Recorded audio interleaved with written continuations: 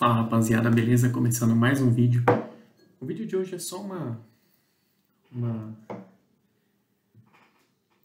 Algumas pessoas vêm questionando, até eu estava conversando esses dias com os amigos, numa reunião que a gente tem, outra reunião, só que eu tenho uma reunião com meus amigos mesmo. Os amigos se juntam para ficar trocando ideias sobre a empresa, como é que tá.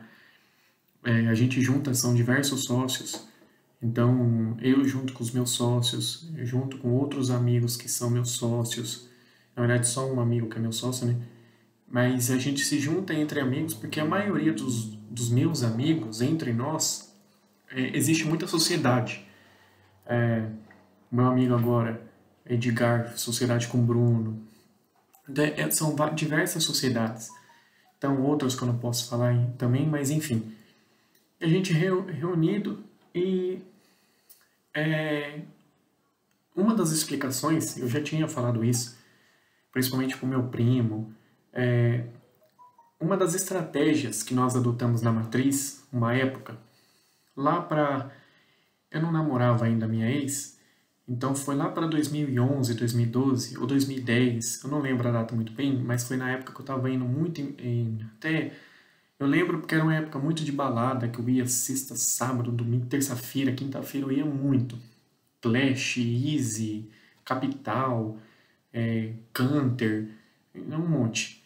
Enfim, o Udis, mas enfim. E aí, uma vez eu cheguei pro meu irmão, nós tínhamos contratado Nesse ano, se eu não me engano, foi o ano que nós mais contratamos pessoas. Se eu não me engano, nesse ano foram 8 pessoas que a gente contratou. A gente nunca passou de 3, 4 por ano, na matriz. E nesse ano foram 8 pessoas. Foi na época, acho que estava acabando a Controlar, foi mais ou menos nessa época.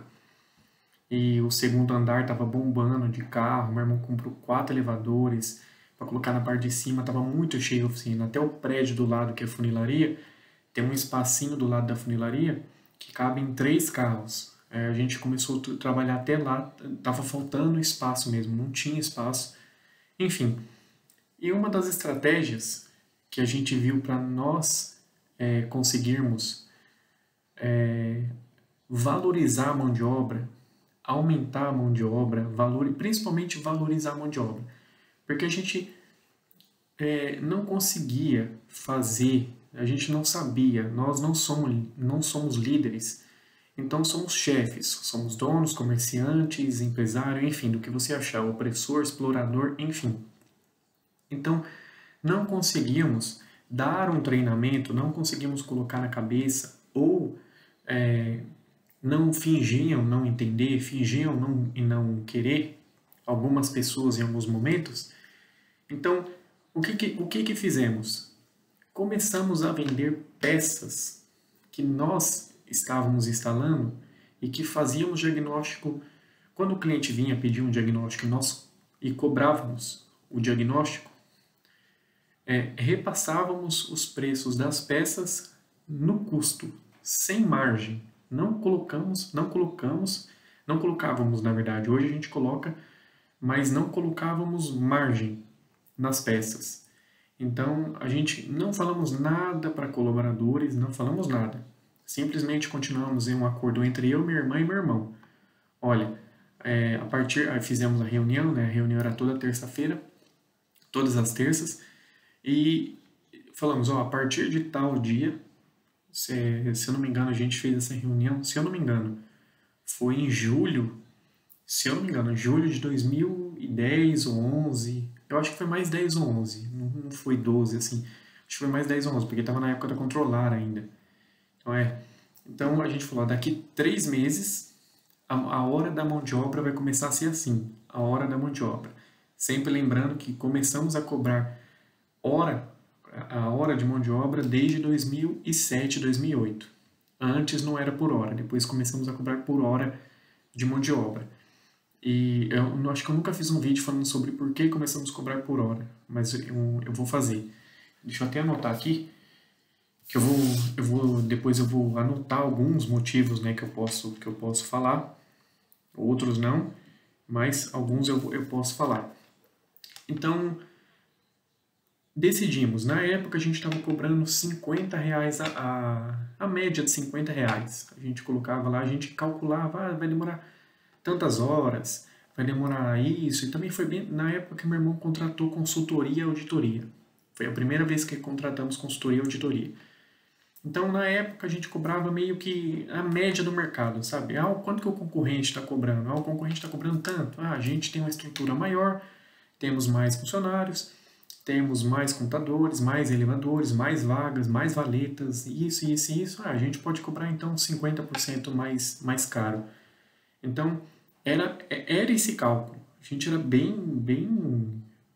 meio, não sei se eu posso falar desleixado, meio sem tempo, meio sem inteligência, mesmo, meio sem vontade de colocar uma planilha de gastos tudo certinho.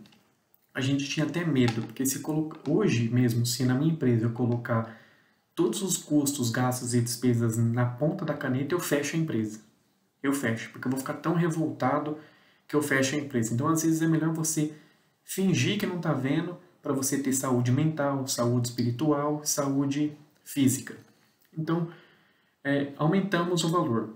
Na época, eu acho que era mais ou menos 50, foi para R$ 70. Começamos a cobrar por hora. Imprimimos a tabela tempária do Sindirepa, imprimimos, se eu não me engano, 5 ou 6 vias e colamos pela oficina, recepção, cozinha, vestiário, até no estoque nós colocamos. Espalhamos, colocamos na coluna do alinhamento, onde os clientes mais ficavam. Meu irmão colocou um balcão no meio da oficina, nunca teve balcão. Levamos um balcão para o meio da oficina, deixamos atrás, tinha uma coluna, colocamos vários papéis nessa coluna. Enfim, e ajudou muito. A gente trabalhou mais ou menos uns 4 anos até os mecânicos, até o supervisor, coordenador, gerente, descobrir que nós paramos de colocar margem em orçamento quando o cliente pagava diagnóstico. Quando o cliente pagava, mesmo que, por exemplo, o diagnóstico a gente sempre foi assim, pagava o diagnóstico se ele aprovasse o orçamento, independente do valor. Se ele pagou R$ 500 de diagnóstico e o orçamento ficou em R$ 200, nós sempre abatemos o valor do diagnóstico. Não importa. O diagnóstico tem oficina, que eu já contei um caso, tem oficina que eu acho certo. Eu acho certo trabalhar assim, que é não abater, porque o diagnóstico é diferente do serviço. São 2 serviços. Diagnóstico é diferente de executar o serviço. Então não deveria abater. Eu vou cobrar para descobrir o problema e vou cobrar para executar a solução do problema, para resolver o problema. São 2 serviços. Então, que eu vejo muitos mecânicos, quando ele abate o valor do diagnóstico, ele está fazendo uma cortesia para o consumidor, para o cliente. Para mim, é cortesia. Se você não acha isso, você acha que é um roubo, é ética, é bom senso, é noção, e não sei. E eu não sei, não quero nunca debater esse assunto, mas para mim é o correto. Não sei para você. Enfim, então nós paramos e começamos a aumentar o volume de carro. O que mais aumentamos foi o volume de carro. Faturamento não aumentou muito, lucro não aumentou muito. Por quê? Porque a margem diminuímos e aumentou o volume de carro. Isso nos ajudou muito. Trouxe diversas dores de cabeça? Sim. Uma das coisas foi, começamos a zerar margem, primeiramente em peças elétricas e eletrônicas. Por quê? Um dos motivos era porque os mecânicos odiavam fazer tais serviços. É chato falar isso, eu nem queria falar, mas é chato. E eu sei, Renan, você é chato porque você está falando, porque é importante. É chato, mas é importante. Os mecânicos sempre queriam fugir de diagnóstico. Quando chegava lá, trocar pastilha, disco, escapamento, ia correndo até babando fazer o serviço. Quando chegava, precisa diagnosticar, luz tal acesa, sempre fugia daqui, fugia dali, empurrava em um, empurrava em outro, a gente só olhando. O coordenador vinha, olha, o mecânico tá fugindo, o mecânico tá esse, a gente via. Chegava freio, quando olhava lá na ordem de serviço, freio, quero fazer, rapidão, porque não tem diagnóstico, não tem análise, não tem verificações, você não precisa Talvez, em alguns momentos, você não precisa pensar tanto ou pensar em alguns pontos que talvez frite a sua cabeça. Então você pega uma pastilha de disco, obviamente que tem que pensar muito, tem um puta trabalho, tem que ser um trabalho muito bem executado, tá bom? Estou valorizando o seu trabalho para você já não me xingar. Então precisa ser cirúrgico para fazer uma troca de pastilha de disco. Mas para fazer certos diagnósticos elétricos e eletrônicos, você perde mais tempo, é um pouquinho mais... talvez de novo, talvez. Eu vou ter que escrever essa palavra talvez aqui na parede. Talvez, em alguns momentos, possivelmente, eu acho que vai precisar um pouquinho mais de trabalho, de esforço, de proatividade, de dedicação. Então, sempre fugia. Então, eu que falei pro meu irmão, falei, precisamos zerar nessas peças. E o meu irmão já meio radical, já nervoso, né? Meu irmão, não, vamos zerar de tudo. Eu falei, olha, eu prefiro fazer assim, mas a oficina é sua, né? A empresa é sua, você faz do jeito que você quiser. Eu obedeço, mas eu acho assim, deixei bem claro para ele. Tudo bem. Ele falou, olha, Renan, para mim é isso. Se você quiser, aí depois nós adotamos uma estratégia. Depois a gente entrou num debate muito agressivo um com o outro, depois a gente sentou, calma. Eu tava indo para casa com ele dentro do carro, ele falou, Renan, vamos pensar direitinho, vai anotando, que não sei o que, manda para mim hoje à noite, vamos tentar resolver hoje à noite, para amanhã quando a gente for trabalhar. E nós resolvemos de uma forma entre nós ali. Não começamos a colocar no custo todas as peças, não era só elétrica e eletrônica, foram outras peças, não era só quando o cliente pagava diagnóstico, mas também quando o diagnóstico era grátis em alguns casos. Então nós fizemos o nosso próprio termos e condições, não sei se eu posso falar assim. Então isso nos ajudou muito, muito, muito, muito. Em questão de aprendizado, começamos a ver milhões, não são milhares, não são centenas, milhares e milhões, né? Milhões de situações. Eu não estou exagerando. Milhões de situações que nós nunca tínhamos visto. Eram desculpas novas, eram explicações novas, eram frases novas, atitudes novas que nós nunca tínhamos visto. Nossa, tipo, antes sempre que for fazer o diagnóstico de tal carro era assim, agora é assim. Antes era assim, agora é assim. Mudou muito. E eles nem sabiam, quando a gente montava orçamento, pelo WhatsApp ou pelo telefone, contávamos a peça no escritório, ninguém ouvia, colocávamos o preço no orçamento e, na época, eu e meu irmão que ligávamos, ou o supervisor ou o gerente que ligava para o cliente para passar orçamento. Mas 80 a 90% os orçamentos eram repassados por mim e pelo meu irmão. Acho que a sequência correta é pelo meu irmão e eu, né? Sempre é a terceira pessoa em primeiro lugar. Então, eram repassados pelo meu irmão e eu. Então, a gente viu que, lógico, muitos orçamentos a mais foram aprovados e isso foi maravilhoso pra gente. Maravilhoso. Depois a gente, por anos, a gente parou de colocar, de vender muito no custo, pegar mesmo com mão de obra, lá para 2016, 2017. Lá para 2016, 2017, paramos. Paramos, chega de aprendizado. A gente viu que já depois de um tempo, depois que eles descobriram, né, que a gente não estava colocando margem, porque um rapaz, ele pegou o orçamento e do nada, eu não sei o que deu nele, ele ligou e viu que ele falou, vocês não estão colocando margem? A gente falou, nesse caso não, tal, enfim. Aí já começou a ficar esperto, aí depois depois que eles descobriram, não deu muito mais pra gente aprender, mas aprendemos assim, coisa de 500 papéis desse aqui anotado frente e verso, 500 folhas A4 anotado frente e verso. Foram muitos aprendizados que estão muito bem guardados, todas as anotações dessa época. Muito bem guardados e anotados. Então foram muitos anos de aprendizado. Aí depois que descobriram, beleza, vamos voltar a colocar margem. Mas, para nós, usamos essa estratégia. Deu muita valorizada na mão de obra, muita. Porque Vou puxar um assunto de outro vídeo. Hoje eu vejo muitos mecânicos em grupo do Facebook, diversos grupos, eu faço parte de uns diversos, assim, 6 grupos que eu faço parte no Facebook, automotivo. Eu vejo muitos reclamando. Eu já fiz um vídeo falando sobre isso, um pouquinho, né? Ah, o mercado hoje está difícil. Hoje eu vi uma postagem de um rapaz. Ah, não sei o que vocês estão trabalhando para dar dinheiro, mas eu fugi para tal área, corri para tal área, mudei, migrei, enfim. Será que por anos, a pessoa que presta serviço, ela começou, na hora de fazer um orçamento, ela dava desconto mais na mão de obra do que em peça? Será que ela nunca pensou nisso? A primeira vez que o meu irmão falou isso para mim, eu lembro até a roupa que eu estava vestindo. Foi no apartamento dele, que ele mudou em 2013. Foi no apartamento dele, acho que é a terceira ou quarta vez que eu estava visitando. A gente estava fazendo um churrasco lá.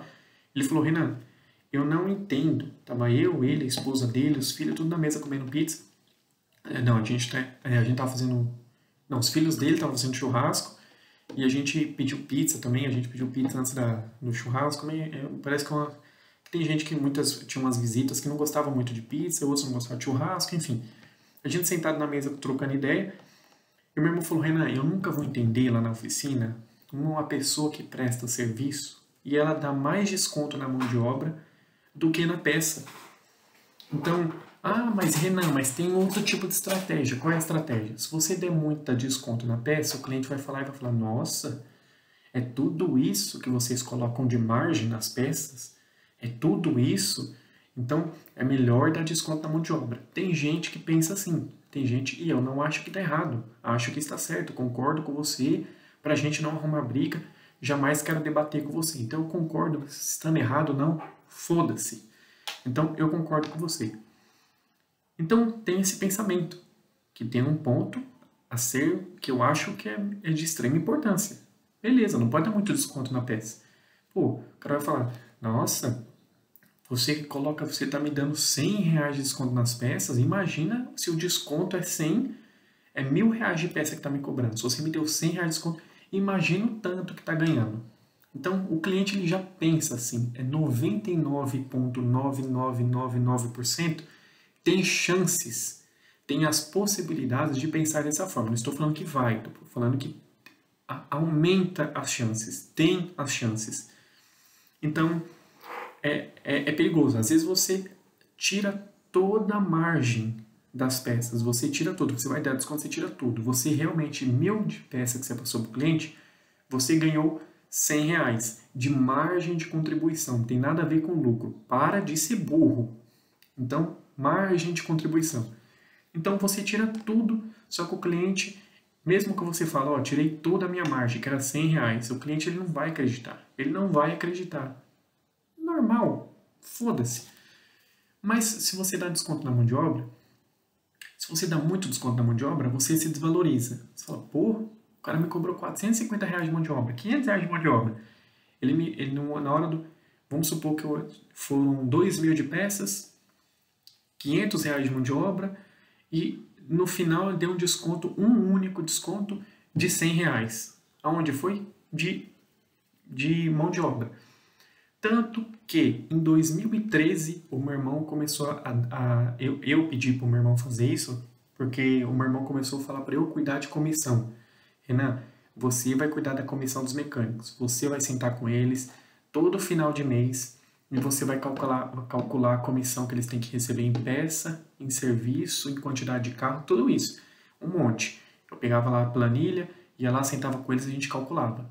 E para me ajudar, facilitar o meu trabalho, eu falei: olha, na hora de dar desconto, porque a gente dava desconto assim, a gente colocava desconto e aparecia nossa ordem de serviço, ela aparecia assim: peças, serviços externos, desconto e observações.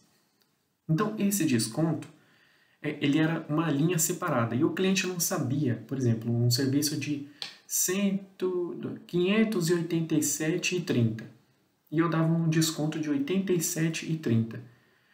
O cliente, ele ficava: ué, depois eu vou fazer um vídeo falando sobre isso. Mas o cliente, ele: ué, deu desconto no quê? 87,30 do quê? Tem muitas pessoas que vão falar, Renan, não importa, o cliente quer que se foda. O cliente quer o desconto. Na hora que eu compro uma geladeira, um fogão, uma TV, e eu ganhei R$ 500 de desconto, eu não quero saber se foi da geladeira, se foi do fogão, se foi da TV. Nós pensamos diferente. Nós queremos que o cliente saiba de onde veio o desconto. Vimos vantagens nisso. Se você não vê, beleza, respeito você, nem questiono. Mas começamos a colocar desconto, por exemplo, desconto em peça, desconto em mão de obra, desconto em serviço externo, enfim. E até depois, em 2018, colocamos um campo de cortesia, que não era desconto, nem cobrávamos. Colocava, por exemplo, alinhamento, o cliente ganhou um alinhamento. Alinhamento, cortesia, que era outra linha, não era desconto, não colocava o preço do alinhamento e dava desconto. Não, cortesia, zero. Enfim, então isso ajudou muito a gente, muito, muito, muito. Até a questão de ver o comportamento dos mecânicos, como é que os mecânicos estavam trabalhando. Se eles iam continuar dando mais desconto em mão de obra do que peça. Muitos continuaram e continuam até hoje. Tem mecânico com a gente há 20 anos. Tem um não, né? São mais de 10 mecânicos que estão com a gente há mais de 20 anos. Então, muitos deles vêm nos meus vídeos, já descobrindo todas essas estratégias, eles continuam dando desconto a mais na mão de obra. Talvez irão morrer sem mudar, achando que estamos errados, tendo certeza que estamos errados, que ele está certo. Enfim, dane-se, foda-se. Você tem a liberdade de fazer o que você quiser, arque com suas responsabilidades, arque com seus compromissos. Aí eu não posso ser pai. Uma pessoa com 33 anos não pode ser pai de uma pessoa que tem 40, né? Com uma pessoa que tem 50. Então, não. Então, eu se for para tentar ensinar alguém que tenha menos idade do que eu, mais idade do que eu, segue sua vida, não quero ensinar nada para ninguém. É assim que eu penso. Enfim, é uma cabeça atrasada, né? Enfim. Então, gente, eu não sei se você usa esse tipo de estratégia, porque eu também falo isso por uma questão estratégica, que eu não vou falar. Eu não posso falar qual é a questão estratégica. Porque eu gostaria e quero muito que todos os meus concorrentes trabalhem com peças no custo. Ah, Renan, por quê? Eles vão vender mais, não tem problema. Principalmente se você vende mão de obra. Se você vende mão de obra, eu desejo, quando meu primo abriu uma oficina aqui perto do Shopping Interlagos, eu falei, venda peças peças, vai trocar embreagem, coloque embreagem no custo. No custo, não coloque margem. E talvez se você conseguir interpretar meu vídeo de algumas formas, você já vai sacar. Por que eu penso dessa forma? Porque eu desejo isso. Talvez você já vai sacar. Mas se você interpretar meu vídeo diferente, meu vídeo ficou muito ambíguo, não tem problema. Mas é uma estratégia que eu gostaria que todos os concorrentes adotassem. Não use margem. Não use margem. Não coloque, pegue o preço de autopeça e passe com o preço de autopeça. Pega o preço de distribuidora, passa o preço de distribuidora. Não coloque. Não coloque. Pega o preço da fábrica. Muitas fábricas hoje estão vendendo online. Pega o preço da fábrica e passa para o cliente. Não tem problema. Faça isso, tá bom? É uma estratégia que eu adoraria que todo mundo adotasse. É isso. É nóis. Deixa aqui embaixo seus comentários. Dá like no vídeo, por favor, dá like. Eu sou um dos poucos youtubers no Brasil, se eu não for o único, desculpa falar arrogância e prepotência, mas que alcançando visualizações nos meus vídeos, inscritos e likes, eu dou voucher de compra nas minhas lojas de até $12 mil americanos. Então, dependendo, entre no blog abaixo que você vai ver as condições para ganhar vouchers entre $100 até $12 mil para inscritos, para pessoas que assistem meus vídeos. Então, não só no YouTube, como em qualquer plataforma que monetiza. Então, está lá as condições. Quem compra no atacado comigo pode ganhar voucher, como em 2021, mais de 40 empresas ganharam $48 mil de voucher comigo. Em 2021, mais de 40 empresas ganharam mais de 48 mil dólares de voucher de compra. Voucher de compra, e tem as condições do resgate. Então a pessoa ganha o voucher e tem as condições do resgate. Então, pessoas que vendem para mim, não precisa comprar comigo. Se você vender para mim, você já tem como ganhar vouchers. Então não precisa comprar. Se você vender para mim, que talvez é o que você quer, Renan, eu quero vender para você. Está aqui embaixo o e-mail. Acesse, mande sua lista de produtos, mande o seu catálogo, as suas condições. Eu envio minha ficha cadastral para você, você leia a ficha cadastral, que é bem extensa, bem comprida, concorda com os termos ou não, começamos a fazer uma parceria e assim nós melhoramos o nosso mundo, não ficamos cagando regra na cabeça dos outros e nós vamos melhorando a vida dos seus colaboradores, dos meus colaboradores e assim vamos aumentando a ajuda. Porque só cagar regra no LinkedIn, só cagar regra no YouTube, só cagar regra no Twitter, acho que não está mudando o mundo. Então vamos tentar mudar fazendo boas parcerias, grandes parcerias, para a gente ir aumentando sistematicamente e assim a gente ir melhorando o nosso bairro, nossa família, nossa vizinhança e assim a gente ir como se for uma bola de neve, um círculo virtuoso ou vicioso, eu não sei a diferença, é círculo ou ciclo virtuoso ou vicioso, enfim. Então vamos tentar melhorar dessa forma, fazendo parcerias com vizinho, com amigo, com possíveis colegas, enfim, tá bom? Então é nóis, um beijo e até a próxima.